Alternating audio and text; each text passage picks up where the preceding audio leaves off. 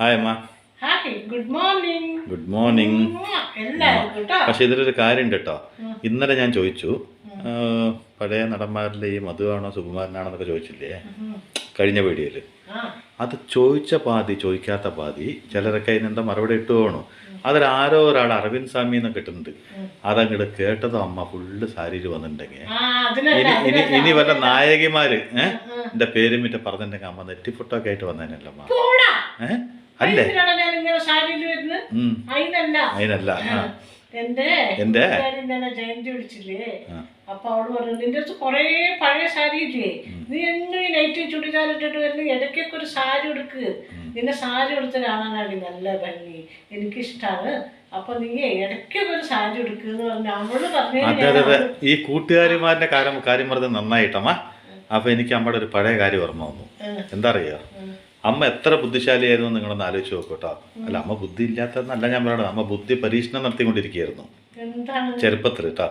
എന്നോട് പറഞ്ഞു തന്ന കഥയാണേ, എന്നെ കൊല്ലരുത്. അമ്മയുടെ ചെറുപ്പത്തില് അമ്മ എത്രത്തോളം ബുദ്ധിശാലിയായിരുന്നു എന്ന് ഒരു കാര്യങ്ങൾ പഴയ ഓർമ്മകളിലേക്ക് ഞാനൊന്ന് തിരിച്ചു പോവുകയാണ്.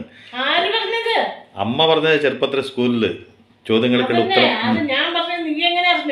എന്റെ അമ്മയെ അമ്മയുടെ കാരണന്മാരൊക്കെ എനിക്ക് വേണ്ടപ്പെട്ടവരല്ലേ, അവർ പറഞ്ഞു തരില്ലേ. എന്നുവെച്ചാ അന്ന് അച്ഛന്റെ കയ്യിൽ ഇഷ്ടംപോലെ കാശുള്ളത് കൊണ്ട് അച്ഛൻ നിറച്ച് കാശും കൊടുക്കും. തൊട്ടടുത്തൊരു ക്യാൻറ്റീൻ ഉണ്ട്, അവിടെ പോയി ഭക്ഷണം കഴിക്കാൻ പറയും. അവിടെ നിറച്ച് കുട്ടികളെയും കൊണ്ട് ഭക്ഷണം മേടിച്ചു കൊടുക്കും. അതുപോലെ ടീച്ചർമാർക്ക് അത്യാവശ്യം എന്തൊക്കെ വേണ്ടിച്ച് അതൊക്കെ മേടിച്ചു കൊടുക്കും. മെയിനായിട്ട് പൂ കൊണ്ടുപോയി കൊടുക്കലാണ് പരിപാടി. ആണോ അല്ലേ? അല്ല, അതൊക്കെ നല്ല കാര്യമാണ്, അതിനൊന്നും ഞാൻ കുറ്റം പറയില്ല. അമ്മേൻ്റെ അടുത്ത് പണ്ട് ഒരു രവീന്ദ്രനാഥ് ടാഗോർ ആരെന്ന് നമുക്കറിയാമല്ലോ. ആളുടെ ഫോട്ടോ കാണിച്ചിട്ട് ചോദിച്ചോ ഇത് ആരാണെന്ന്. ഫോട്ടോ കാണിച്ചിട്ട് ചെറുപ്പത്തിൽ, വളരെ ചെറുപ്പത്തിൽ. അപ്പം അമ്മ എന്താ ഉത്തരം പറഞ്ഞത്? മഹാഭാരതത്തിലെ ഭീഷ്മനാണെന്ന്. കേൾക്കൂ, ഈ ബുദ്ധിശാലിയാണ് ഞങ്ങൾക്ക് ഇവിടെ ദിവസം ഇൻസ്പിറേഷൻ ക്ലാസ് എടുത്തുകൊണ്ടുള്ളത്. അതുപോലെ തന്നെ എന്താണ് ഫാദർ ഓഫ് ദി നേഷൻ ആരാന്ന് ചോദിച്ചപ്പോൾ അമ്മ എന്ത് മറുപടിയാണ് നൽകിയത്? ആദമും അവ്വയാണെന്ന് അല്ലേ. അപ്പോൾ അവർ ചോദിച്ചു അതെന്താ മോടെ എങ്ങനെ പറഞ്ഞ്? അത് മഹാത്മാഗാന്ധി അല്ലേ എന്ന്. അപ്പോൾ അതൊന്നും എനിക്കറിയില്ല. ആദ്യ ഭൂമിയിലുണ്ടായത് അവരല്ലേ, അവരിൽ നിന്നല്ലേ മക്കളുണ്ടായത്. ഫാദർ ഓഫ് ദി നേഷൻ എന്നുള്ള കാര്യം പറഞ്ഞു, ലോകത്തിൻ്റെ പിതാവിനെ പറ്റി പറഞ്ഞു. അപ്പോൾ അവരാണ് യഥാർത്ഥത്തിലെ ടീച്ചർക്ക് തെറ്റുപറ്റി പറഞ്ഞു. രണ്ടാമത്തായോ ഇതൊക്കെ കഴിഞ്ഞു. അന്ന് അമ്മ നിനക്ക് ബാക്കി ഞാൻ പറഞ്ഞുതരാം നിനക്ക്. അന്ന് ലക്ഷ്മണൻ ആരാണെന്ന് ചോദിച്ചു. ലക്ഷ്മണൻ ആരാന്ന് ചോദിച്ചപ്പോൾ അമ്മ പറഞ്ഞാൽ അവർ ഉദ്ദേശിച്ചത് രാമായണത്തെ ലക്ഷ്മണനാണ്. അമ്മ പറഞ്ഞത് അച്ഛൻ്റെ ഡ്രൈവർ ലക്ഷ്മണൻ അങ്കൽ എന്ന്. ഇങ്ങനെയൊക്കെയാണോ അമ്മ ഒരു സ്കൂളിൽ ഉത്തരം പറഞ്ഞ അമ്മ? എങ്ങനെയമ്മ അവിടെ നിന്നൊക്കെ ജയിച്ചു വന്ന് ഇരിക്കട്ടെ. ഇനി ബാക്കി ഇനി ഉണ്ട്, പിന്നെ പറയാം. അത് കാണിക്കാമ്മ അങ്ങനെ വെച്ചിട്ട് ഞാൻ പടി ഇങ്ങനെ കാരണം പറയൂ. അതെ, ഇന്ന് ഞാനൊരു മുട്ടക്കറിയാണ് വെക്കാൻ പോണു. അപ്പൊ അതിന് വേണ്ട അരപ്പിന് വേണ്ട സാധനങ്ങൾ. ഈ മുട്ടക്കറി എന്ന് പറഞ്ഞാൽ എന്തിന്റെ മുട്ടയാണോ? താറാവിന്റെ മുട്ടയാണോ? കാടാ മുട്ടയാണോ? നീ ആവശ്യമില്ലാത്ത അതൊക്കെ പറയണു. ആവശ്യമില്ലാത്ത താറാവിന്റെ മുട്ടയൊക്കെ ആവശ്യമില്ലാത്താണോ? നീ ഇപ്പൊ പറഞ്ഞോക്കെ കാടാ മുട്ടയൊക്കെ ആവശ്യമില്ലാത്ത എന്തെങ്കിലുമൊക്കെ കാര്യങ്ങൾ വെറുതെ പറയൂല. ഇത് മല്ലിയല. ഇതെന്താ മന്ത്രവാദത്തിന് ഒരുക്കി വെച്ച പോലെ ഉണ്ടല്ലോ ഒക്കെ. പറയട്ടെ, ഇത് അരയ്ക്കാനുള്ളതാണ് ഈ മുട്ടക്കറി. അപ്പൊ ഇത് അരച്ചിട്ടില്ലേ? ഇത്ര പുതിന, അതിനേക്കാളും കുറച്ച് കൂടുതൽ മല്ലിയല. പിന്നെ ഞാനിപ്പോ ഒരു 4 മുട്ടയൊക്കെ വെക്കുള്ളൂ, അതിനുള്ളതാണ് ഞാൻ എടുത്തിട്ടുള്ളത്. പിന്നെ വെളുത്തുള്ളി, ഇഞ്ചി, 2 പച്ചമുളക്. ഇത് അരക്കണം. പക്ഷെ ഞാനിത് ആൾറെഡി അരച്ചു വെച്ചിട്ടുണ്ട്. നിങ്ങൾക്ക് കാണിക്കാൻ വേണ്ടിയിട്ട് അരപ്പിലുള്ളത് കാണിച്ചാണ്. പറയുന്നേക്കാളും നല്ലത് ഒരു അമ്മിക്കല്ലൊക്കെ ഉണ്ടെങ്കിൽ അമ്മ അങ്ങനെ അരക്കിന് കാണാൻ നല്ല രസമായിരുന്നു. ഇങ്ങനെ അരച്ച് അപ്പൊ ഇത് അരക്കുക. ഈ പച്ചമുളകും വെളുത്തുള്ളി ഇഞ്ചി പുതിനി മല്ലിയിലും കൂടെ. എന്നാലും ഈ മുഖത്തിനൊക്കെ കണ്ടിട്ട് അരവിന്ദ് സ്വാമി എന്നൊക്കെ പറഞ്ഞല്ലോ. പോട്ടെ, സുകുമാരനാണെന്ന് ചിലർ പറഞ്ഞിട്ടുണ്ട്. അല്ല, അതിനെക്കാട്ടും ഭംഗി എന്താ അരച്ചു വെച്ചിട്ടുണ്ട്. അതന്നെ ഇപ്പൊ ഞാൻ കാണിച്ചില്ലേ, അത് അരച്ചതാണ്. പിന്നെ ചെറിയുള്ളി, പട്ട, ഗ്രാമ്പു, ഏലക്ക, പെരിഞ്ചീരകം, ഒരു പച്ചമുളക് ഇതുപോലെ ഇങ്ങനെ അരിഞ്ഞു വെച്ചിട്ടുണ്ട്. പിന്നെ 1/4 ടീസ്പൂൺ മുളക് പൊടി മതി. എന്താ പറഞ്ഞാൽ നമ്മൾ പച്ചമുളക് ഇടുന്നുണ്ടല്ലോ. പിന്നെ ഒരു 1.5 സ്പൂണ് തൈര്, പിന്നെ മഞ്ഞപ്പൊടി, നല്ല ജീരകം, ഇത്രയും വേണം. പിന്നെ അമ്മ എന്നാലും എൻ്റെ അടുത്ത് പറയണം, നിങ്ങൾക്ക് കേൾക്കണേ. എടാ, നീ ചോദിച്ചു മധു സുകുമാരനല്ലാണ്ട് എത്ര നല്ല പട നടിമാരുണ്ട്, അവൻ്റെ ഒക്കെ പേര് വെച്ചിട്ട് എന്നെ ഒന്ന് ചോദിക്കായിരുന്നില്ലേ? അപ്പൊ അവരെന്തെങ്കിലും പറയണ്ടായിരുന്നില്ലേ? അതിന്റെ പകരം നിനക്ക് എന്താ ഈ ആണുങ്ങളുടെ പേര് വെച്ച് ചോദിക്കേണ്ട ആവശ്യം? ഒരു സ്ത്രീനെ പറ്റി ചോദിക്കുമ്പോൾ പഴയകാല നടിമാരെ പറ്റിയൊക്കെ ചോദിച്ചിട്ടുണ്ടെങ്കിൽ അവർ വെറുതെ എങ്കിലും പറഞ്ഞാൽ ഞാൻ സന്തോഷിക്കുന്നുണ്ടായിരുന്നില്ലേ എന്നോട്. ഞാൻ അമ്മേൻ്റെ അടുത്ത് അയ്യോ കൊതിക്കല്ലേ കേട്ടോ, കൊതിക്കല്ലേ കേട്ടോ, ഇതൊന്നും എന്നെ കൊണ്ട് പറയാൻ പറ്റില്ല. മനസ്സിലായി ഇത് വെറുതെ പറയാണ്, പുള്ളടിക്കാണെന്ന് അവർക്കറിയാം. പോടാ, ഇതിപ്പോ നീ സാരി ഉടുത്തപ്പോ നീ എന്താ പറഞ്ഞേ? എന്റെ കൂട്ടുകാരെ പറഞ്ഞതല്ല, ഞാൻ ഉടുത്ത് പാവ അവിടെ ഇന്നലെ പറഞ്ഞല്ലേ. അപ്പൊ ഒരു സാരി ഉടുക്കാന്ന് പറഞ്ഞു. ഇടയ്ക്കൊക്കെ ഒരു സാരി ഉടുക്കും, കുറെ പഴയ സാരികളൊക്കെ ഉണ്ടില്ലേ വീട്ടിൽ ഉടുക്കുന്നത്, അത് ഉടുത്താൽ മതി. നല്ല സാരിയൊക്കെ ഉടുത്തോണ്ട് നിൽക്കുമ്പോഴല്ലേ ചൂടൊക്കെ കനം കുറഞ്ഞ വല്ല സാരികളൊക്കെ ഉണ്ടാവില്ലേ, അത് ഉടുക്ക് ഇടയ്ക്കൊക്കെ. എനിക്ക് നിന്നെ സാരി ഉടുത്ത് കാണാൻ ഇഷ്ടമാണെന്ന് പറഞ്ഞു. അപ്പൊ ഞാനൊരു വെള്ളം കുടിക്കും പോടാ. അപ്പൊ ഇത് എണ്ണ ഒഴിച്ചു കൊടുക്കട്ടാ. അല്ല ഒന്ന് ആലോചിച്ച് നോക്കണം, എന്തോരം ബുദ്ധി ഉണ്ടായിരുന്നു. ലക്ഷ്മണൻ ആരാന്ന് ചോദിക്കുമ്പോ എന്റെ അച്ഛന്റെ ഡ്രൈവറാണെന്ന്. അല്ല രാമായണം ഒന്നും അറിയില്ലേ ചെറിയ കുട്ടികൾക്ക്? പോടാ, അന്നത്തെ കാലത്ത് ഈ ടി വി ഒക്കെ ഉണ്ടോ? നമ്മുടെ എന്തെങ്കിലും കണ്ടിട്ട് എന്തെങ്കിലും പറഞ്ഞു. ഭാഗ്യത്തിന് രാമൻ ആരാന്ന് ചോദിച്ചില്ല, ആരിന്റെ ഒക്കെ പേര് പറയണ്ടായിരുന്നു. നീ പറഞ്ഞത് മുഴുവൊന്നുമില്ല, അതൊക്കെ നീ ഉണ്ടാക്കി പറഞ്ഞാണ്. ഏതോ ഒന്നോ രണ്ടോ. പിന്നെ ഇനിയുണ്ട് നമ്മുടെ കാര്യങ്ങൾ. എന്താ അറിയോ, അന്ന് ഈ മലയാള സിനിമയൊക്കെ എപ്പോഴെങ്കിലും ഒരു സിനിമ തിയേറ്ററിൽ വരും. ആദ്യം നമുക്ക് ഇത്തിരി നല്ല ജീരകം ഇട്ട് കൊടുക്കണം. ഇതിന് ഒരു 1/4 ടീസ്പൂൺ നല്ല ജീരകം. പൊട്ട ജീരകം വേറെ ഇവിടെ വീട്ടിലുണ്ടോ? നല്ല ജീരകം ഇതിന് വേണം. അല്ല പൊട്ട ജീരകം ഏതാ, അതൊന്നും എനിക്ക് കാണിച്ചു തരുമോ? പിന്നെതാ പട്ട, ഗ്രാമ്പു, ഏലക്ക, പെരുംജീരകം ഇതിട്ടു.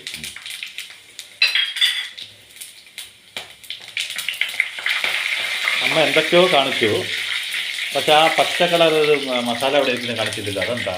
ഓ, നേരത്തെ അരക്കാത്തത് ഇത് അരച്ചത്. അങ്ങനെ കുറ്റം കണ്ടുപിടിക്കാൻ പാവം.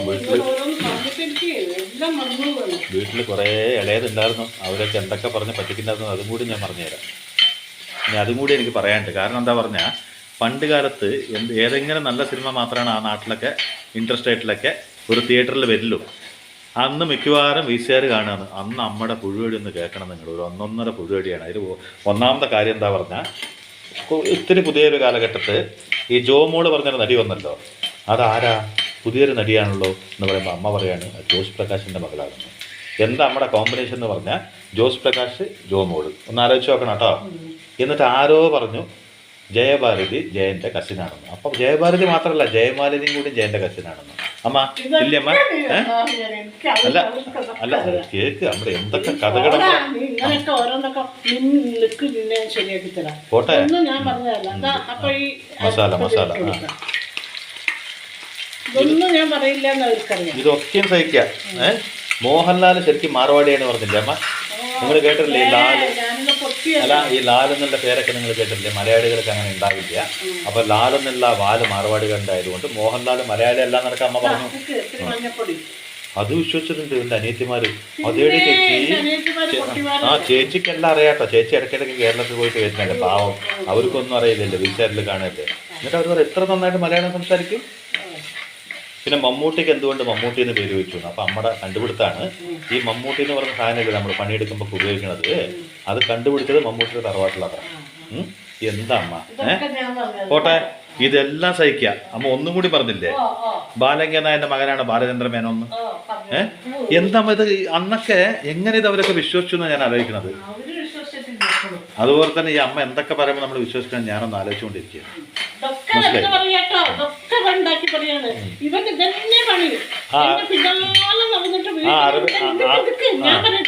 എന്റെ വീട്ടിലുണ്ടെങ്കിൽ എന്റെ പിന്നാലെ നടന്ന് ഇവൻ ഇതന്നെ പണി. അവന്റെ അച്ഛനോട് പോയിട്ട് വേറെ ഒന്ന് പറഞ്ഞു കൊടുക്കും. എന്നിട്ട് വന്നിട്ട് എന്റെ അടുത്ത് അച്ഛൻ ഇങ്ങനെ പറഞ്ഞു എന്ന് പറയും. വെറുതെ അറിയാ, ഇതന്നെ പണിയാണ്.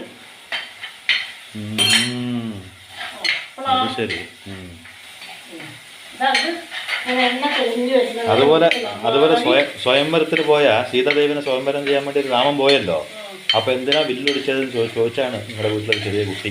അപ്പൊ അമ്മ പറയാ സീതേനെ ഇഷ്ടമില്ലാണ്ടെന്ന്. പെണ്ണ് കണ്ടപ്പോൾ പെണ്ണിനെ ഇഷ്ടപ്പെട്ടില്ല, വില്ലൊരൊറ്റ ഒടിക്കല്. പിന്നെ വീട്ടുകാരൊക്കെ പറഞ്ഞു ആ പെണ്ണിനെ കെട്ടിയാൽ മതി പറയുമ്പോൾ രാമൻ ഇഷ്ടപ്പെട്ട് കെട്ടിയതാണെന്ന്. ഇങ്ങനെ ഒരു രാമായണം അടക്കിയ അമ്മ ഉണ്ടാക്കി. ഈ കഥയൊക്കെ യഥാർത്ഥത്തിൽ ആര് പറഞ്ഞായിരിക്കും? എന്നെ ഉണ്ടാക്കി പറയാ. നീ ഭയങ്കര ആളല്ല, അവർക്ക് ഇതൊക്കെ അറിയാം. അതൊന്നും അതാണ് ഭയങ്കര ഞാൻ സാധനമാണ്. അങ്ങനെ നുണ പറയുന്നൊന്നും അവർ വിശ്വസിക്കില്ല. അവരിപ്പോ ചിന്തിക്കുന്നുണ്ടാവും ഇനി അവര് മെസ്സേജ് അയക്കുന്ന ഈ കേട്ടോ, ചേച്ചി ഇത് എന്തൊക്കെയാ പറഞ്ഞിരിക്കുന്ന ചെറുപ്പത്തിൽ നിന്ന് കേട്ടോ. ചേച്ചി പറഞ്ഞൊന്നും അവര് വിശ്വസിക്കില്ല കേട്ടോ. ഇതാ ഇതിപ്പോ അങ്ങനെ ആയില്ലേ, ഈ തൈര് ഇപ്പോഴാണ് തൈരിട്ടു. എന്നാൽ ഈ രവീന്ദ്രനാഥ് ടാഗോറിനെ കണ്ട് നമ്മ ഞാൻ മഹാഭാരതത്തിന്റെ ഒന്നും ഭീഷ്മനാണ്. പറഞ്ഞിട്ടില്ല. ഓ എനിക്ക് മനസ്സിലായി, വെള്ള താടി വെള്ള മുടി, അങ്ങനെയാണല്ലോ അമ്മ മഹാഭാരതം കണ്ടിരിക്കുന്നത്. ബുദ്ധിമുട്ടുള്ളതൊന്നല്ല ഞാൻ. ഇതമ്മോ, ഇപ്പം പറഞ്ഞതുകൊണ്ട് എല്ലാവരും വിശ്വസിച്ചു. അപ്പൊ പോയിന്റ് ടു ബി നോട്ട്. നമ്മുടെ ചെറുപ്പത്തിൽ എവിടെയാണ് മഹാഭാരതം ചെയ്തിട്ടുണ്ടായിരുന്നത്? അതല്ല, അവിടെ പിടിച്ചാ പോരെ, ഒരൊറ്റ ചോദ്യത്തിന് പിടിച്ചാ പോരെ അമ്മയ്ക്ക്. അത് ഞാൻ ഓർക്കില്ല കേട്ടോ. പക്ഷെ അവരോർക്കുണ്ടാവും, ബ്രാഹ്മണനും മഹാഭാരതം ഒന്നും വന്നിട്ടില്ലല്ലോ, അപ്പൊ എങ്ങനെ ചേച്ചി ഇങ്ങനെ പറയുക, ഇത് രഞ്ജിത്ത് വെറുതെ പറയാനെന്ന് അവരോഹിച്ചു. പാവം അമ്മേനെ ബുദ്ധിമുട്ടിക്കേണ്ടെന്ന് പറഞ്ഞതാണ്. പക്ഷെ ഞാനിത്ര സീരിയസ് ആയിട്ട് പറയുമ്പോൾ അവർ വിശ്വസിക്കുന്നതാണ് എൻ്റെ ഒരു വിശ്വാസം ഉണ്ടായിരുന്നത്. പിന്നെ വിശ്വസിച്ചിട്ട് അമ്മീനെ മണ്ടീനെ കമന്റ് ഇട്ട് കഴിഞ്ഞ പാവമല്ല എൻ്റെ അമ്മയുടെ ഫോട്ടോ വന്ന് ഞാൻ എന്നെ പറഞ്ഞു കൊടുത്താണ്. മനസ്സിലായി? ഇതൊക്കെ നീ ഇല്ലാത്ത പറഞ്ഞത് അവർക്ക് മനസ്സിലായി. അതുകൊണ്ട് ഞാൻ എന്നിട്ടാണ് അമ്മയുടെ മുഖം മാടിയത്. എന്റെ മുഖം പാടിയതില്ല, ഇവരെന്താ ഇല്ലാത്തൊക്കെ പറയുന്നത് വിചാരിച്ചു. എന്നോട് അനുവാദം ചോദിക്കാൻ എന്തിനാണ് ഇവനിങ്ങനൊക്കെ പറയണത് വിചാരിച്ചോ അല്ലേ? അല്ല, ഈ ഫാദർ ഓഫ് ദി നേഷൻ എന്ന് പറയുമ്പോൾ അമ്മ എന്തിനാ ഈ ആദമ്മ പോലും പേര് പറഞ്ഞു? ഇത് അമ്മ പറഞ്ഞു തന്നെയാണ് കേട്ടോ. ഇത് എന്നോട് എന്നോട് അമ്മയുടെ ചെറിയമ്മ പറഞ്ഞു തന്നിട്ടുണ്ട്. ഇപ്പൊ പോയിട്ട് ചോദിക്കാൻ പറ്റില്ലല്ലോ. അപ്പതാ എണ്ണ തെളിഞ്ഞ് വരുമ്പോൾ ഇത് നമുക്ക് എത്ര ചാറ് വേണ്ടിയിട്ടാ ഇവിടെ ഇപ്പൊ കൂടുതൽ ഒന്നിങ്ങനെ ഒരുപാട് ചാറായിട്ട് പാടില്ല അത്. അപ്പൊ അത് ഇങ്ങനെ എന്നാലും എൻ്റെ അമ്മൂസേ ഇത്രയൊക്കെ ബുദ്ധി അമ്മയ്ക്ക് ഉണ്ടായിരുന്നു എന്ന് കേട്ടപ്പോൾ തന്നെ ഞാൻ ഞെട്ടിപ്പോയി. ഉപ്പ് പാകത്തിലുള്ള ഉപ്പ് ഇട്ട് കൊടുത്ത് അമ്മ ബുദ്ധിയുടെ ഒരു എന്താ പറയാ, ഒരു ബുദ്ധിയുടെ ഹിമാലയായിരുന്നു അമ്മ അല്ലേ? ഹിമാലയം. അമ്മേനൊക്കെ സഹിച്ച ടീച്ചർമാർക്ക് ഗോൾഡ് മെഡൽ കൊടുക്കണം, ഗോൾഡ് മെഡൽ. അപ്പൊ അതാ ഇപ്പൊ ഇവിടെ നമുക്ക് ഈ ചാറ് മതി. അപ്പൊ മുട്ട എത്ര ഇടും അതിനനുസരിച്ച് നിങ്ങൾ അതിനുള്ള. അല്ല, ആ അമ്മേനൊക്കെ സഹിച്ച ടീച്ചർമാരാ, കൂട്ടുകാരിമാര്, ആ അനിയത്തിമാര്, ആ അനിയന്മാര്, അവർക്കൊക്കെ ശരിക്കും പറയുകയാണെങ്കിൽ എന്തൊക്കെ മെഡൽ കൊടുത്താലും പോരാമ്മ. എന്താ അറിയോ, നമ്മുടെ ഈ നുണയൊക്കെ എല്ലാം അവർ സഹിച്ചുകൊണ്ടുള്ളത്. എന്തൊക്കെ അമ്മ കാര്യം. ആ ഇതൊക്കെ നീ ഇല്ലാത്ത പുളുവൊക്കെ പറഞ്ഞില്ലേ, ഇതൊന്നും അവര് വിശ്വസിച്ചിട്ടില്ല. ഞാൻ വിചാരിച്ചു ഞാൻ മറ്റേ പറഞ്ഞിട്ടുണ്ടാവോ അവരെന്നെ എന്ത് വിചാരിക്കും. ഒരു മിനിറ്റ് ഞാൻ വിചാരിച്ചു ചെറുപ്പത്തിൽ ഞാൻ ഇങ്ങനെ മറ്റേ പറഞ്ഞിട്ടുണ്ടോ അങ്ങനെ വിചാരിച്ചു. പക്ഷെ വളരെ സീരിയസ് ആയിട്ടല്ലേ ഞാൻ പറയണ, തമാശ പറയുമ്പോഴല്ലോ, സീരിയസ് ആയിട്ടല്ലേ. ഭയങ്കര സാധനമാണ്. പിന്നെ നമ്മളിൽ പലരും, ഇപ്പൊ ഞാനാണേലും നീയും ആരും എന്ത് പറയാറിയോ, എന്തെങ്കിലും ഒരു ചെറിയൊരു നമുക്ക് പറ്റാത്ത രീതിയിൽ നമ്മുടെ പ്രിയപ്പെട്ട ആൾക്കാർ, നമ്മുടെ ഫ്രണ്ട്സോ കൂടെ നമുക്ക് പരിചയമുള്ളവരോ ആരെങ്കിലും എന്തെങ്കിലും അവരിൽ നിന്നൊരു എന്തെങ്കിലും ഒരു പ്രശ്നം നമുക്ക് വേണ്ടാത്തത് നമുക്ക് അനുഭവപ്പെട്ടാൽ നമ്മൾ പറയും ഒരു മനുഷ്യരെ വിശ്വസിക്കാൻ പാടില്ല, ദൈവമേ എന്തൊരു കാലാണേ, ഒറ്റ മനുഷ്യരെ ഇവിടെ വിശ്വസിക്കാൻ പറ്റുമോ എന്ന് പറയും. പക്ഷേ അത് ശരിയാണോ? ഒരിക്കലും ശരിയല്ല. കാരണം എന്താ അറിയോ, നമ്മൾ ഈ വിശ്വാസം തന്നെയല്ലേ ജീവിതം. നമ്മൾ ആരെയും വിശ്വസിക്കാതെ ഇവിടെ നമുക്ക് ജീവിക്കാനൊന്നും പറ്റില്ല. അപ്പം എന്താ അറിയോ, നമ്മൾ ഈ വിശ്വാസക്കുറവ് എപ്പോഴാണ് ഉണ്ടാവുകയെന്നറിയോ, നമ്മൾ ചിലരെ മാത്രം നമുക്ക് പറ്റിയവരിൽ നിന്ന് ചിലരുണ്ടാവും. ഇപ്പം എനിക്ക് പറ്റിയ ചിലർ മാത്രം ഒരു 5 6 അല്ലെങ്കിൽ 2 3 പേരിനെ ഞാൻ എൻ്റെ ആ വലയത്തിൻ്റെ ഉള്ളിലായിരിക്കും ഞാൻ. ഇവർ മതി എനിക്ക് എന്ന് വിചാരിച്ച് ഞാൻ ഇരിക്കുകയാണ്. നിങ്ങൾ തന്നെ സ്വന്തം ഒരു സർക്കിൾ ഉണ്ടാക്കിയിട്ട് നിങ്ങൾ തന്നെ സെലക്ട് ചെയ്ത് വെച്ചാൽ നിങ്ങളുടെ ആയ കുറച്ച് ആൾക്കാർ വലയം എന്ന് പറഞ്ഞാൽ അതന്നെ. അപ്പം അതിൻ്റെ ഉള്ളിൽ ഞാൻ ഇരിക്കുകയാണ്. അപ്പം എനിക്ക് ഇവരാണ്. പിന്നെ ഞാൻ എവിടെയും എനിക്ക് ആരോടുമായി വലിയ സമ്പർക്കമൊന്നുമില്ല, ഒന്ന് കണ്ടാങ്ങനെ ചെറുക്കി അത്രയേ ഉള്ളൂ. അങ്ങനെ ഇരിക്കുന്ന സമയത്ത് ആ ആള് ഒരു 5 6 3 എത്ര ആൾക്കാരായിക്കോട്ടെ ആ ഒരു ഇതിൻ്റെ ഉള്ളിലല്ലേ ഞാൻ. അപ്പോൾ എനിക്ക് തോന്നുകയാണ് അവരങ്ങനെ ചെയ്യുമ്പോൾ എനിക്കത് വലിയ ആഘാതമായി തോന്നും. കാരണം നിങ്ങളുടെ ലോകം അവരാണ് എന്നുള്ള രീതി. പക്ഷെ അത് ശരിയല്ല. കാരണം എന്താ, ഒരു മനുഷ്യനെ ഒന്നും നമുക്ക് ചക്കി മാങ്ങിയൊന്നും അല്ലല്ലോ, ചുണ്ടു നോക്കാൻ ചക്കയൊന്നുമല്ലല്ലോ, അതുപോലെ മനസ്സിലാക്കാൻ പറ്റില്ല. അപ്പം നമ്മൾ എന്ത് വേണമല്ലോ, നമ്മുടെ ചുറ്റും ഒരുപാട് സൗഹൃദ വലയങ്ങൾ ഉണ്ടാവും. 2 3 ആളുകൾ നമ്മൾ ഒതുങ്ങി കൂടരുത് ഒരിക്കലും. ആരും അമിതമായിട്ടൊന്നും അങ്ങോട്ട് വിശ്വസിച്ച് പോകരുത്. പിന്നെന്താ പറഞ്ഞിട്ടുണ്ടെങ്കിൽ നമ്മൾ ഒരു വലയത്തിനുള്ളിൽ കുടുങ്ങരുത് ഒരു കാരണവശാലും. അപ്പോൾ ഈ 2 3 4 ആൾക്കാരുടെ വലയത്തിനുള്ളിൽ കുടുങ്ങുമ്പോഴാണ് നമ്മുടെ ജീവിതത്തിൽ ആ ആഘാതം ഉണ്ടാകുമ്പോൾ നമുക്ക് ദുഃഖം ഉണ്ടാവുക. കാരണം അവരുടെ മാത്രം സമ്പർക്കമേ നമുക്കുള്ളൂ. അത് അപ്പോൾ അതിനേക്കാളും നല്ലത് നമ്മൾ എല്ലാവരോടും സൗഹൃദമായിരുന്നു. നമുക്ക് ഒരുപാട് ആൾക്കാരുണ്ട് എന്ന് പറയുമ്പോൾ ആരെങ്കിലും എന്തെങ്കിലും ചെയ്താലും നമ്മുടെ മനസ്സിൽ എന്ത് തോന്നറിയും, അവരെന്താ ബുദ്ധിയില്ല, ഒരാളല്ലേ അയാൾ എന്ത് പറഞ്ഞ സാരല്ലേ പോട്ടെ എന്ന് വെക്കാം. പക്ഷെ ഈ 2, 3, 4 ആള് ആ പരിമിതിയിൽ തന്നെ ആ വലയത്തിനുള്ളിൽ ചുരുക്കം ചില ആൾക്കാരെ തിരഞ്ഞെടുക്കുമ്പോഴാണ് നിങ്ങൾക്ക് ആഘാതം ആഘാതം താങ്ങാൻ പറ്റാത്ത ഒരു വേദനയായി മാറുക. അപ്പൊ അങ്ങനെ ചെയ്യാതെ നമ്മൾ എല്ലാവരോടും സൗഹൃദമായിരുന്ന് എന്തെങ്കിലും ഒന്ന് പറഞ്ഞാലും അത് കുഴപ്പമില്ല, ഇത്രയും ആൾക്കാർ പറയില്ല, ഒരാളല്ലേ പറയുള്ളൂ എന്നൊരു സമാധാനം ഉണ്ടാവുന്നു. പക്ഷെ ശരിക്കും പറയുകയാണെങ്കിൽ നമ്മുടെ ഉള്ളിൻ്റെ ഉള്ളിൽ തന്നെ എങ്ങനെയാണോ നെഗറ്റീവ് പോസിറ്റീവ് ഉള്ളത്, അതേപോലെ തന്നെ നമ്മൾ തന്നെ തിരഞ്ഞെടുക്കുന്ന വ്യക്തികളാണ്. ഇത്ര മതി എനിക്ക്, ഇത് മാത്രം മതി എനിക്ക്, ഇതിൻ്റെ മുകളിൽ എനിക്കൊരാൾ വേണ്ട, ഇവരെ മാത്രമേ ഈ ലോകത്ത് വിശ്വസിക്കാൻ പറ്റുള്ളൂ. അപ്പോൾ അങ്ങനെയുള്ള ചില വ്യക്തികളിൽ നിന്നും നമുക്ക് തിരിച്ചടി കിട്ടുമ്പോൾ തീർച്ചയായിട്ടും നമുക്ക് തോന്നും എല്ലാവരുടെ സംസാരത്തിനും വരുന്ന സാധാരണമായ വാക്കാണ് ഈ ലോകത്ത് ആരും വിശ്വസിക്കാൻ കൊള്ളില്ല, അല്ലെങ്കിൽ മനുഷ്യനെ വിശ്വസിക്കാൻ കൊള്ളില്ല, അങ്ങനെ ഒരു വാക്ക് വരും. യഥാർത്ഥത്തിൽ ഒരാളിനെ അമിതമായി വിശ്വസിച്ചിട്ട് അയാളുടെ കയ്യിൽ നമ്മളെ നശിപ്പിക്കാനുള്ള ആയുധം നമ്മൾ തന്നെ ഉണ്ടാക്കി കൊടുക്കുകയല്ലേ. എന്നാ ഒരു ആയുധം എൻ്റെ പേരിൽ നിനക്ക് തരുന്നു, നീ എന്നെ കുത്തി കൊന്നു പറഞ്ഞിട്ട് കൊടുക്കുകയല്ലേ. അത് നമ്മൾ തന്നെ സ്വയം സൃഷ്ടിക്കണതല്ലേ. അപ്പോൾ ശരിക്കും നമ്മുടെ ഈ ലോകത്ത് കുറേ പേരുകളായിട്ട് സുഹൃത്തുണ്ടെങ്കിൽ ഒന്നിനെക്കാട്ടിലൊന്നും മെച്ചമായിട്ട് നമുക്ക് ഉണ്ടാവും, വ്യക്തികളുണ്ടാവും, വ്യക്തിബന്ധങ്ങളുണ്ടാവും. അപ്പോൾ ഒരു ദുഃഖം നമ്മൾ ഒരുപാട് അങ്ങോട്ട് താഴ്ത്തില്ല. നമ്മൾ ഒന്നിലേക്ക് ഒതുങ്ങി കൂടുമ്പോൾ തീർച്ചയായിട്ടും ഒരുപാട് സമയം കഴിയുമ്പോൾ, പ്രത്യേകിച്ചിട്ടോ ഒരു വയസ്സിൻ്റെ പകുതി മേലേക്ക്. പക്ഷെ ഒന്നുണ്ട്, ഈ ചതി എന്ന് പറയുന്ന ഒരു സംഭവത്തിന് ഒരു നല്ലൊരു മുഖമൂടിയുണ്ട്, ഒരിക്കലും മനസ്സിലാവില്ല. അതിൻ്റെ ആഴങ്ങളിലേക്ക് എങ്ങനെ നമ്മൾ ഇറങ്ങിപ്പോവാന്ന് പറഞ്ഞാൽ ഒന്നും നമുക്കറിയില്ല, എന്ത് സംഭവിച്ചു എന്തായെന്നൊന്നും അറിയില്ല. നമ്മുടെ ഒപ്പം തന്നെ ഉണ്ടാവും, അന്ന് എനിക്ക് സുഖമാണോ പറയും, നമുക്കൊരാപത്ത് അയ്യോ ഇങ്ങനെ സംഭവിച്ചു എന്നൊക്കെ പറയും. ആ മുഖമൂടി ഇട്ട മനുഷ്യനാണ് നമ്മുടെ പിന്നമ്പുറത്ത് നമ്മൾ ചതിച്ചെന്ന് അറിയുന്ന ആ ഒരു നിമിഷം ഉണ്ടല്ലോ, അതാണ് ജീവിതത്തിലെ ഏറ്റവും വലിയ മുറിവ്. അതുപോലെ തന്നെ എപ്പോഴാണ് നമ്മൾ എങ്ങനെയാണ് പഠിക്കുക? അല്ല, നമ്മൾ ഒരാളെ ചതിച്ചു കഴിഞ്ഞാൽ നമ്മൾ എന്താണ് ചെയ്യേണ്ടത്? നമ്മൾ ഒരിക്കലും അവർ വെറുക്കാനും പാടില്ല, ശത്രുത ഒന്നും പാടില്ല. നമ്മൾ ആ മനുഷ്യന്മാരെ എന്തിനാ വെറുക്കുന്നത്? കുറ്റം നമ്മുടേതല്ലേ. നമ്മൾ അവരിൽ മാത്രം ഒതുങ്ങിക്കൂടി ആ തെറ്റ് നമുക്കാണ്. അപ്പം നമുക്കത് അനുഭവിക്കാനുള്ള അത് നമുക്കൊരു അനുഭവമായി നമ്മൾ എടുക്കുക, അത്രേ ഉള്ളൂ. അല്ലാണ്ട് അതിനിപ്പോൾ നമുക്ക് എങ്ങനെ എന്താ ചെയ്യാൻ പറ്റുക? ഒന്നും ചെയ്യാൻ പറ്റില്ല. എപ്പോഴും ലോകത്ത് ചതിക്കപ്പെട്ട വീണ ചരിത്രമുണ്ട്, പക്ഷെ ചതിച്ചവൻ ജയിച്ച ചരിത്രം ഉണ്ടോ? ഇപ്പൊ ചതിക്കപ്പെട്ടവെന്ന് പറഞ്ഞാൽ എന്നും ചരിത്രത്തിൽ വീണവനാണ്. ഹിസ്റ്ററിയിൽ എന്നും പേര് പറയണത് ആരുടെയാണ്? ചതിക്കപ്പെട്ടവന്റെ പേരാണ്. ചതിച്ചവന്റെ പേരാരെങ്കിലും പറയുന്നുണ്ടോ? ഇതൊരു സത്യം പോലെ തന്നെ ജീവിതത്തിൽ ഒരു സത്യമുണ്ട്. നിങ്ങളുടെ ആര് ചതിച്ചാലും നിങ്ങൾ തിരിച്ച് ചതിക്കാൻ പോകരുത്. പക്ഷെ അതുകൊണ്ടൊന്ന് പഠിക്കണം, ഇനി ഇങ്ങനെയുള്ള ചതിക്കുടിയിൽ വീഴരുത് പറഞ്ഞിട്ട്. ഇപ്പൊ പാമ്പ് തന്റെ സ്കിന്നൊക്കെ ഊരിയിട്ട് പോയില്ല. അപ്പൊ എത്രയോ വട്ടം, ഒരു വട്ടം എന്നല്ല, ഒരുപാട് വട്ടം അത് ചെയ്താലും പാമ്പ് പാമ്പ് തന്നെയല്ലേ. ഇത് മനസ്സിലാക്കി ജീവിക്കാനുള്ള ബുദ്ധി വിവേകം മനുഷ്യനെന്നും ഉണ്ടാവണം, അല്ലേ? ഒരാളെ ചതിക്കാനുള്ള അവസരം നൽകേണ്ടത് ആരാണ്? നമ്മൾ തന്നെയാണ്.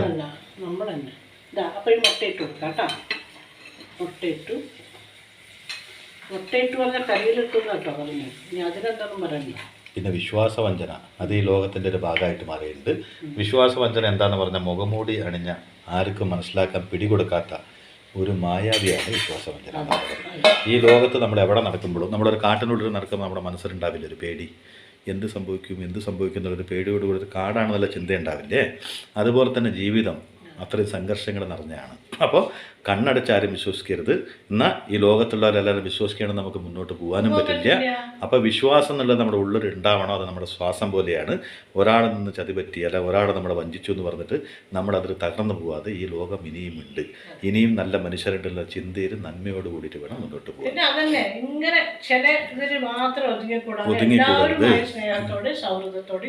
പിന്നെ അങ്ങനെ ഒതുങ്ങിക്കൂടി കഴിഞ്ഞാൽ അതൊരു മിസ്റ്റേക്ക് ഉണ്ട്. എന്താന്ന് പറഞ്ഞാൽ പിന്നെ നിങ്ങളുടെ ഒരുപാട് സൗഹൃദം ഉണ്ടാക്കാൻ ശ്രമിച്ചാലും നിങ്ങളെ കൊണ്ടത് സാധിക്കില്ല, നിങ്ങളേക്ക് ആരും അടുക്കില്ല.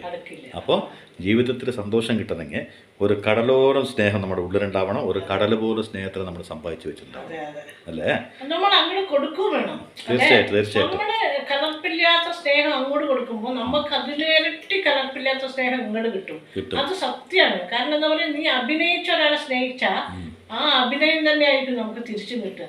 പക്ഷെ നമ്മുടെ മനസ്സിൻ്റെ ഉള്ളിൽ നിന്ന് ഒരാളെ സ്നേഹിക്കുക, അല്ല പലരെ സ്നേഹിച്ചാലും നമുക്ക് അതേ സ്നേഹം അവർ തിരിച്ചു തരും. അപ്പോൾ കലർപ്പില്ലാതെ നല്ല പവിത്രമായ ആത്മബന്ധം ഒരിക്കലും നശിക്കില്ല. അത് നമുക്ക് തിരിച്ചെന്നെ കിട്ടും. അപ്പോൾ ആരെ സ്നേഹിക്കുകയാണെങ്കിലും അത് നമ്മുടെ മനസ്സിൻ്റെ ഉള്ളിൽ നിന്നായിരിക്കണം. അപ്പോൾ ഒരു കാര്യം മാത്രം എന്ന് ഓർമ്മ വെച്ചോളൂ, ചതിക്കപ്പെട്ട വീണ ചരിത്രം ഇത് എങ്ങനെയുണ്ടോ അതേപോലെ തന്നെ ചതിച്ചവൻ വാഴുന്ന ചരിത്രവും ഒരു കാലത്തും ഉണ്ടായിട്ടില്ല. ഇപ്പം നിങ്ങളൊക്കെ ചരിച്ചവർ ചിലപ്പോൾ സന്തോഷമായിട്ട് ജീവിക്കണം നിങ്ങൾക്ക് തോന്നുകയാണെങ്കിൽ തീർച്ചയായിട്ടും ഒരു ദിവസം അവൻ്റെ തോൽവി നിങ്ങൾ ചിലപ്പോൾ അറിഞ്ഞൊന്നും വരില്ല. നിങ്ങൾ വീണതിനെക്കാട്ടിലും വലിയ തോൽവി അവർ തോറ്റിട്ടുണ്ടാവും. പക്ഷെ നിങ്ങൾ വീണ അവിടെ നിന്ന് എണിച്ചിട്ടുണ്ടാവും, നടന്നിട്ടുണ്ടാവും, ജീവിത ലക്ഷ്യത്തിലേക്ക് ഓടിക്കേറിയിട്ടുണ്ടാവും അല്ലേ. അപ്പൊ ഇതായി. പക്ഷെ അതൊക്കെ അങ്ങനെ ഇരുന്നോട്ടെ, ഇത്രയൊക്കെ പറയാറിയണം അമ്മ. നോക്കട്ടെ, അമ്മ ആരാണ് ഫാദർ ഓഫ് ദ നേഷൻ എന്ന് പറയുമ്പോൾ ആദമും അവ്വയാണെന്ന് പറഞ്ഞാൽ ശരിയാണോ? ഇനി വേണ്ടാത്ത പറയാതെ രവീന്ദ്രനാഥ് ടാഗോറിന്റെ മുഖം നോക്കിയിട്ട് ഭീഷ്മനാണെന്ന് പറയാൻ പാടും അമ്മ? എന്തൊക്കെ എഴുതി എന്തൊക്കെ രചിച്ച വ്യക്തികളാണ്. നമുക്ക് ഒരു നുള്ളു പഞ്ചസാര ഇട്ട് കൊടുക്കാം. ഓക്കെ, രുചിയൊന്ന് ക്രമീകരിക്കാൻ വേണ്ടിയിട്ട്. അപ്പോൾ എന്നിട്ട് ഈ ഒരു പച്ചമുളക് കേട്ടോ, ഇതിന് ചെറുതായിട്ട് ഇങ്ങനെ അരിഞ്ഞിട്ട്, അതാണല്ലേ ചെറുതായിട്ട് എന്തിനറിയോ, ഒരു ഫ്ലേവർ ഫ്ലേവർ വേണം. അപ്പം അതിന് വേണ്ടിയിട്ടാണ് എരിവിനുള്ളതൊക്കെ നമ്മൾ ഇട്ടത്. ഇത് ഫ്ലേവറിന് വേണ്ടി ഇത് കണ്ട ഈ കറി കുട്ടിച്ചോറുള്ള നല്ല ടേസ്റ്റ്. ഇതെല്ലാം ഇത് ഒരു കാര്യമെങ്കിലും അമ്മ സത്യം പറയോ, ഈ പണ്ടത്തെ ഒരു നടി ഉണ്ടാവുന്നില്ല മീനാക്ഷി ശേഷാദ്രി, ഓർമ്മയുണ്ട് അമ്മയ്ക്ക്? അത് രവിശാസ്ത്രി അനിയത്തെയാണ് നമ്മ പറഞ്ഞിട്ടില്ല അമ്മ? ഇങ്ങോട്ട് നോക്ക് പറഞ്ഞിട്ടുണ്ട് ഉണ്ട് കേട്ടോ. ഇതെങ്ങനെ സമ്മതിച്ചോ? പക്ഷെ ഇതൊക്കെ ഞാൻ പറഞ്ഞിട്ട് കേൾക്കൂ, അടിക്കണ്ട, ഞാൻ സത്യം പറയാം ഞാൻ പറയാം ഇതൊക്കെ ഞാൻ പറഞ്ഞിട്ട് എൻ്റെ ഒപ്പമുള്ള ആൾക്കാരൊക്കെ ഞാൻ ഇങ്ങനെ പറഞ്ഞ് പറ്റിച്ചിട്ടുണ്ട്. അപ്പൊ അവരിതാ ആണോ അതാണല്ലേ ശാസ്ത്രി, അപ്പം എനിക്ക് പിടികിട്ടി. അത് ശരി, ഒരു പേരിനോട് ഒരു കോമ്പിനേഷൻ വന്നു കഴിഞ്ഞാൽ ഈ ലോകം വിശ്വസിക്കും. അപ്പം ഞാൻ എന്ത് ചെയ്തു, ആ മണ്ടച്ചാരന്മാർ കുറേ ഉണ്ടായിരുന്നല്ലോ എൻ്റെ ഒപ്പം, അതിൻ്റെ ഒപ്പം ഇരുന്ന് ഞാൻ പറഞ്ഞിട്ട് ബാലങ്ങനാർ ആരാന്നറിയോ? ഈ ബാലചന്ദ്രൻ മേനോനില്ലേ, അച്ഛനാണ്. അയ്യോ, മലയാള സിനിമയിൽ നമ്മുടെ ഭാഷ കന്നഡ സിനിമയിൽ വരുമ്പോൾ തന്നെ വരികയാണല്ലേ അവർ. അതുപോലെ ജോമോള് വരുന്ന കാലത്തൊക്കെ അമ്മയ്ക്ക് എവിടെ അമ്മയ്ക്ക് അപ്പോഴേക്കും ഇവിടെയൊക്കെ വന്ന് സെറ്റിലായ അത്യാവശ്യം. ജോമോളൊക്കെ ഏത് കാലത്ത് മനസ്സിലായില്ലേ? അപ്പോൾ ജോമോളൊക്കെ വന്നപ്പോൾ ജോസ് പ്രകാശിൻ്റെ മകളാണെന്ന് പറയുമ്പോൾ ഇവിടെ ഉള്ളവർ ആരെങ്കിലും വിശ്വസിക്കുമോ? ആലോചിച്ചാൽ മനസ്സിലാവില്ലേ? അപ്പം അവിടെ അപ്പോൾ അവർ പറഞ്ഞു മകളോ, അവർക്ക് ഒരുപാട് വയസ്സില്ലേ, അവർ 70s വന്നതല്ലേ. ഞാൻ പറഞ്ഞു മകളാണോ പേരക്കുട്ടിയാണോ എന്നറിയില്ല, പക്ഷെ എന്തോ ആണ്, വിശ്വസിച്ചോ? അതുപോലെ ഒരുത്തൻ ചോദിക്കുകയാണ്, അതുപോലെ ഒരുത്തൻ ചോദിക്കുകയാണ് എനിക്കപ്പോൾ മമ്മൂട്ടിയുടെ പേര് മുഹമ്മദ് കുട്ടിയാണെന്നൊന്നും എനിക്കറിയില്ല, ഷോർട്ട് ഫോമിൽ മമ്മൂട്ടി എന്ന് പറയുന്നത് എനിക്കറിയില്ലല്ലോ. അപ്പോൾ ഈ എന്ത് പേര് അത് മമ്മൂട്ടി പറഞ്ഞു. അപ്പോൾ ഞാൻ പറഞ്ഞു എൻ്റെ ഈ മമ്മൂട്ടി എന്ന് சொன்னால் അതന്നെ മമ്മൂട്ടി ഇങ്ങനെ കിടക്കുന്ന സംഭവം ഉണ്ടല്ലോ, അതാണെന്ന് എനിക്കറിയില്ല. ആമാടാ തെരയോ അപ്പടി ഒരു പേരാ ചോദിച്ചു. അത് പേരല്ല, ഇത് കണ്ടുപിടിച്ചെൻ്റെ ഇവൻ്റെ പരമ്പരയിലാണ് പറഞ്ഞു. അമ്പടാ അപ്പടിയാ അവർ ரொம்ப ഫേമസ് പറഞ്ഞു. അപ്പം അങ്ങനെയായോ? അപ്പോൾ മോഹൻലാൽ അവർ മലയാളി തന്നെ, ഒറിജിനൽ തന്നെ പറഞ്ഞു. അതൊന്നും ഒറിജിനലല്ല, ഏതെങ്കിലും മലയാളികൾക്ക് ലാലെന്നൊക്കെ കേട്ടിട്ടുണ്ടോ? അത് മാർവാടിയാണ് പറഞ്ഞു. അങ്ങനെയൊക്കെ പറഞ്ഞ് അവരൊക്കെ വിശ്വസിച്ചു. അതൊക്കെ മനസ്സിലാവേണ്ട കാലമാകുമ്പോഴേക്കും ഞാൻ നാട് വിട്ടു.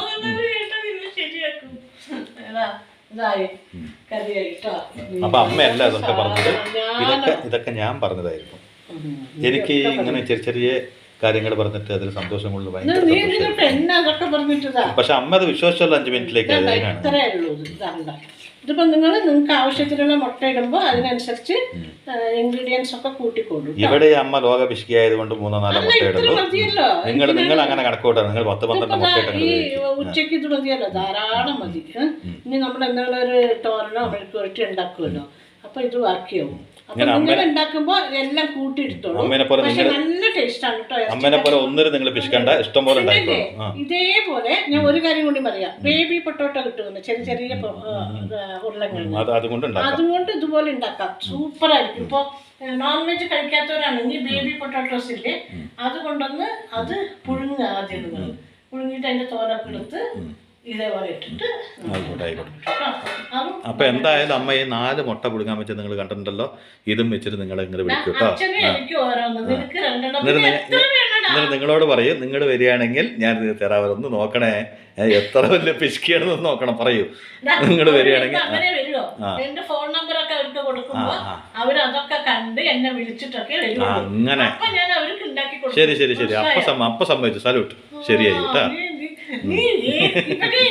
ഇതന്നെ പണി. എന്തെങ്കിലുമൊക്കെ പറയാനും വീട്ടിലുള്ള സമയം മുഴുവൻ എന്റെ തലയില്ലേ, തലയിലുള്ളിൽ ഒന്നുമില്ലാണ്ടായി.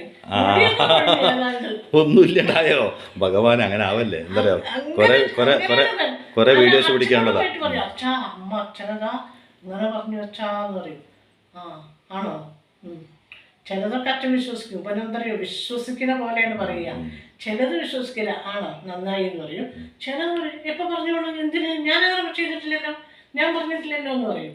എന്നിട്ട് എൻ്റെ അടുത്ത് വന്ന് ചോദിക്കും. അതുപോലെ എന്നോട് വന്നിട്ട് പറയും, അമ്മ കുളിക്കാൻ പോയ സമയത്ത് എന്തൊക്കെയാ പറഞ്ഞറിയോ എന്ന് പറഞ്ഞിട്ട് ഇവ സത്യം പറഞ്ഞ പോലെ പറയും. അങ്ങനത്തെ സാധനം. എന്നിട്ട് നിങ്ങളുടെ ഈ കുസൃതി കാണാൻ എനിക്ക് ഭയങ്കര സന്തോഷമാണല്ലോ. അത് കാരണം കൊണ്ടാണ് പറയണത്. അപ്പൊ മനസ്സിലായില്ലേ? വരും കേട്ടോ. 4 മുട്ട വെച്ചിട്ടുണ്ട്. വേറെ മുട്ടയൊക്കെ ഫ്രിഡ്ജിൽ വരികയാണെങ്കിൽ എന്നെ പസ്തിക്ക് എടുത്തിട്ട് ഈ മുട്ട എടുത്ത് നിൽക്കുന്നത്. ഇവനെ പോലെ ഒന്നല്ല കേട്ടോ, ഇവ പറയും പോലെ ഒന്നല്ല, എന്തും ഉണ്ടാക്കി. അതെ, ഓക്കെ, വിശ്വസിച്ചോ കേട്ടോ. ബൈ.